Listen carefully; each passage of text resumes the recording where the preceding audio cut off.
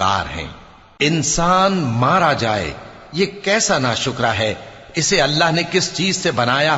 نطفے سے بنایا، پھر اس کا اندازہ مقرر کیا، پھر اس کے لیے رستہ آسان کر دیا، پھر اس کو موت دی سو اسے قبر میں پہنچایا، پھر وہ جب چاہے گا اسے اٹھا کھڑا کرے گا۔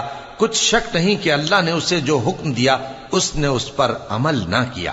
تو انسان کو چاہیے کہ اپنے کھانے کی طرف نظر کرے۔